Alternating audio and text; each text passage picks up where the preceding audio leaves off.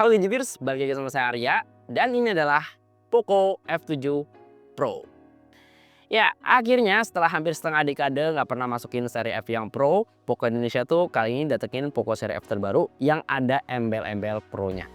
Nah, flashback sebelum ini, satu-satunya Poco seri F yang varian Pro dan pernah masuk resmi Indonesia itu cuma ada Poco F2 Pro. HP yang dulu tuh sempat ngehits ya karena pakai desain kamera naik turun dan emang lagi ngetrennya sih desain kamera kayak gitu. Dan waktu itu emang cuma ada Poco F2 Pro doang ya, nggak ada Poco F2 yang biasa. Dan ini sama sih dengan Poco F7 Pro kali ini. Karena kalau kita ngelihat Poco F7 yang biasa atau reguler itu tuh nggak pernah ada ternyata. Dan nggak pernah dirilis sama Poco Global sekalipun. Bahkan sempat ada yang bilang ya kalau Poco F7 tuh sekarang udah di rebranding nih jadi Redmi Turbo 4 Pro. Apalagi kalau kita ngelihat turunan chipset yang dipakai. Tapi ya udahlah ya, ini sinyal yang bagus kok. Kalau Poco seri F itu emang kastanya tuh paling pas di varian Pro-nya. Jangan sampai kejadian jeruk makan jeruk ya, kayak Poco F6 kemarin yang kalah hype dengan Poco S6 Pro karena ya dua-duanya tuh malah saingan gitu secara spek dan juga harga. Dan ini kesempatan yang bagus juga karena akhirnya kita bisa nyobain Poco seri F yang beneran pakai chipset yang versi flagship gitu ya, apalagi yang Snapdragon ini. Bukan versi Lite, versi underclock atau versi paket hematnya. Jadi ini HP emang cuma jualan performa doang atau hampir semua spek diratain cakepnya sama si Poco. Yuk kita bahas. Ya, sampai video ini dibuat, Poco F7 Pro tuh harganya udah balik normal ya di kisaran 7,5 juta. Kalau ngecek di marketplace online atau di websitenya Xiaomi mungkin bisa dapat potongan harga lagi ya sekitar 7,2 atau 7,3 juta. Jadi ya bisa hemat beberapa ratus ribu. Dan di harga segitu sih nggak ada brand HP lain yang berani seugal-ugalan Poco ya kalau ngasih spesifikasi. Ini HP udah pakai mesin Snapdragon 8 Gen 3 ya, meskipun ini chipset mantan flagship, tapi performanya sampai detik ini masih sangat-sangat puas. Ditandemin memori yang super duper lega ya, RAM 12 GB, terus storage-nya tuh setengah tera atau 512 GB, dan keduanya tuh udah sama-sama pakai tipe yang paling kencang saat ini. RAM-nya ini udah pakai LPDDR5X dan storage-nya udah pakai UFS 4.1. Nah, di luar spek yang racing tadi, sebenarnya upgrade yang lumayan signifikan dari bodi Poco F7 Pro itu ada di fitur tahan airnya. Ya, ini first time buat Poco seri F ya. Sekarang nggak cuma tahan air kena cipratan air doang, tapi udah bisa dicebur-ceburin ke dalam air. Ini udah pakai IP68 rating ya, jadi amit-amit kecebur ya nggak langsung otomatis masuk servisan. Insya Allah udah aman sih, andai mau diceburin ke dalam air sekitar 2,5 meter selama setengah jam. Terus bodinya juga udah solid banget ya. Selain udah pakai bodi kaca, frame-nya juga udah pakai metal. Jadi ya berasa kayak HP-HP mahal sih. Cuma ada satu hal yang bikin mata saya tuh gatel gitu ngeliat bodi Poco F7 Pro ini. Kenapa di bagian area kameranya itu dibikin shiny atau glossy begini Poco?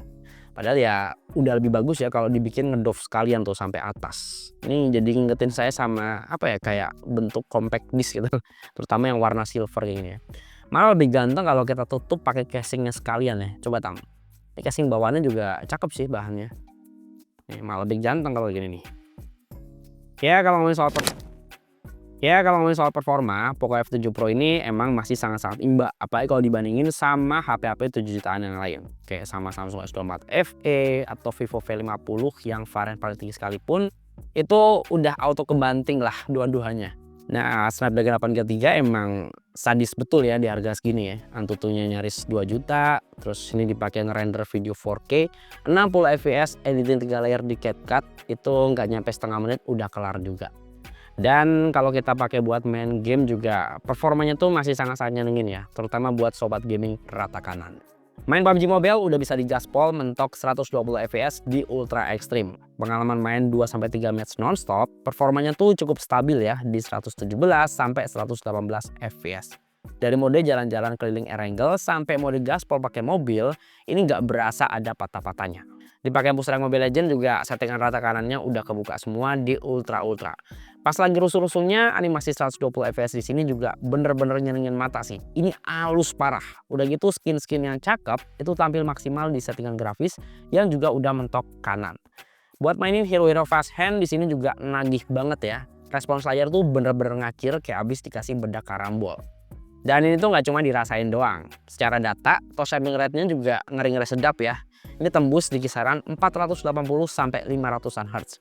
Yang mana ini tuh berasa kayak spek layar di HP-HP gaming. Nah, kalau dua game tadi itu masih keentengan, coba deh Genshin Impact di settingan paling nyiksa. Fun fact, di settingan game booster bawaannya, kita bisa top up frame rate Genshin Impact nih, di atas settingan gamenya itu sendiri. Ini saya coba bisa jalan up to 90 fps ya. Dan ini sebenarnya tuh interpolasi, di boost by software buat bikin animasinya tuh lebih smooth lagi. Bahkan grafisnya tuh dimentokin ke yang paling nyiksa di highest, performanya masih stabil banget. Sampai 10 menit pertama.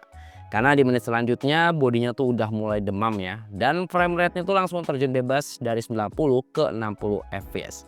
Terus turun tipis-tipis ke 55 dan sampai 50 fps.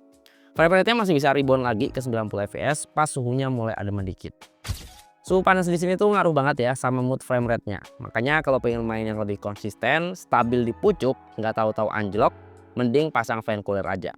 Karena pas abis pasang pendingin atau fan cooler, frame rate-nya tuh relatif lebih anteng, stabil di 88 sampai 90 fps. Kayak nggak ada beban ya, padahal animasinya tuh pas lagi battle bener-bener serusuh ini.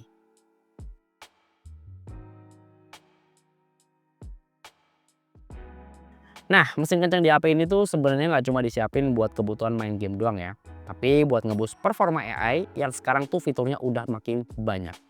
Ini dari buka kotak, Poco F7 Pro udah langsung jalan pakai HyperOS 2.0 yang basisnya udah Android 15. Poco Indonesia sih katanya ngejanjiin upgrade Android itu sampai 4 generasi ya, dan dijamin update keamanan itu sampai 6 tahun ke depan. Ya lumayan panjang lah untuk seri Poco gitu ya.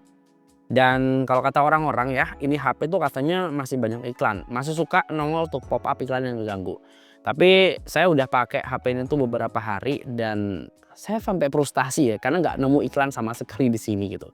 Udah buka aplikasi bawaan kayak keamanan, terus musik, bahkan saya gonta-ganti tema yang biasanya tuh suka nongol ya habis ganti tema. Di sini tuh nggak ada iklan sama sekali. Kalau di Poco F7 Pro saya sih iklan udah nggak ada ya. Nah, yang jelas ada di sini jelas fitur AI yang sekarang tuh udah makin rata kanan.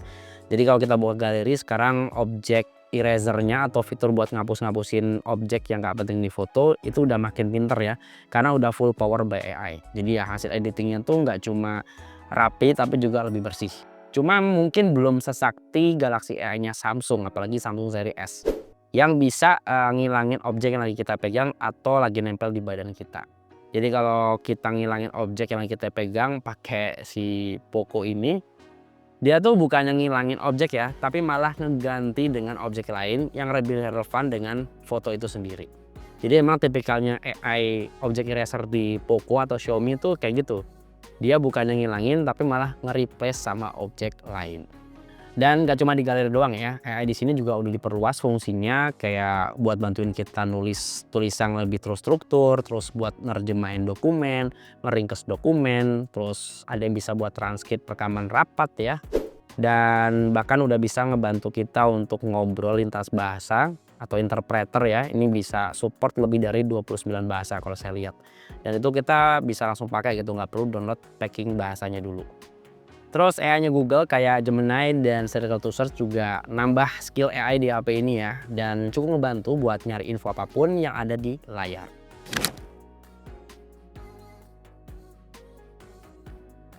Oke lanjut, kalau untuk kameranya gimana nih? Nah di sini tuh Poco balik lagi pakai formasi dual kamera ya. Kamera yang penting-penting aja. Kamera utamanya 50 megapiksel OIS yang pakai sensor OmniVision. Terus ditandemin sama kamera ultrawide 8 megapiksel dan kamera selfie-nya di 20 megapiksel. Kalau untuk hasil fotonya sih di sini cukup natural ya. Nggak gitu banyak mainin warna gonjreng yang berlebihan atau yang di boost maksimal kayak pakai filter vibrant di Xiaomi yang pakai Leica. Tapi detailnya asik sih, kayak berasa dinaikin sharpness-nya kalau kita lagi ngedit foto di Snapseed. Ya, karakter warna foto kayak gini cukup diterima banyak orang ya. Bahkan foto-foto malam juga udah mencukupi. Meski nggak bisa saya bilang ini one of the best di harga 7 jutaan. Shutternya kenceng, stabilnya juga dapet. Cuma emang masih nggak bisa ngambil foto mentahan alias RAW di mode Pro-nya. Sayang sih, padahal mesinnya tuh udah mumpuni banget. Tapi ya udahlah ya, kalau dikasih yang lengkap-lengkap, nanti Xiaomi bingung mau jualan apa di seri T-nya. Yang emang spesialis di bidang kamera.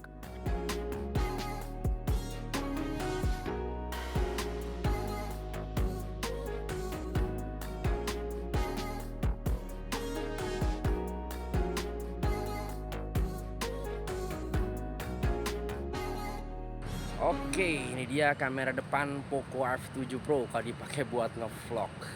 Memang sih ini HP nggak bisa rekam 4K di kamera depannya. Cuma Full HD 60 fps nya tuh cakep banget pak. Smoothnya tuh beneran yang smooth kayak di HP flagship beneran gitu ya. Tuh lihat. Dan ya Full HD di sini juga nggak jelek-jelek banget sih. Tajam itu masih dapet. Diarahin ke backlight juga masih mantep nih. Tuh terik banget di belakang. Tapi muka saya masih cukup dapat highlight yang ya nggak bikin muka jadi hitam-hitam banget lah. Nih dipakai sambil jalan juga beneran stabil loh pak. Mantap juga nih kamera selfie-nya Poco F7 Pro ya. Kalau untuk mikrofon gimana nih? Suara saya udah cukup jelas kedengeran atau ya masih ada kresek-kreseknya? Coba komen di bawah. Nah kalau untuk kamera belakang ini sebenarnya udah bisa rekam sampai 8K ya. Cuma opsi yang paling sweet spot itu justru ada di 4K 60 fps kayak gini. Tajamnya masih mantep, smoothnya juga cakep. Ini dipakai sambil jalan juga antang-antang aja ya, stabil. Nah, saya coba tes autofocus. Sekarang jam 4 lebih 20 menit. Set tuh. Percep ya. Coba diarahin ke backlight. Ada push tuh. Nih backlight banget tuh sebelah sana. Masjid Istiqlal. Untuk lensa ultrawide-nya ini sayangnya belum bisa 4K ya. Jadi mentok di Full HD aja. Dan kalau pengen multi lens ya udah bisa. Cuma kalau pindah ke kamera utama, ya kamera utamanya bakal pakai yang resolusi Full HD. Gini nih. Pindah lagi. Kamera utama, rasakan perbedaan warnanya. Set.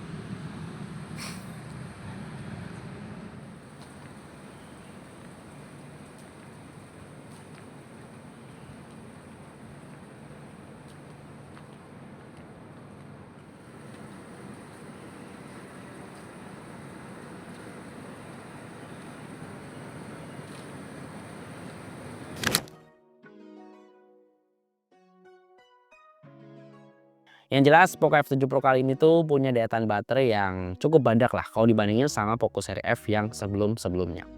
Dan kalau kita ngeliat kapasitas baterai juga naik sih signifikan ya, jadi 6000 mAh. Cuma yang menariknya meskipun kapasitas baterai naik, tapi ukuran dan berat HP ini tuh nggak naik signifikan banget. Dipakai seharian juga masih aman banget ya. Bahkan besoknya tuh masih nyisa sekitar 20-25%. Tapi digarisbawahi dulu, itu untuk pemakaian yang normal. Kalau digeber buat main game terus-terusan ya lain cerita. Karena kalau buat main game, konsumsi baterainya lumayan deras ya. Dan ini karena saya pakai mode performa dan settingan rata kanan semua.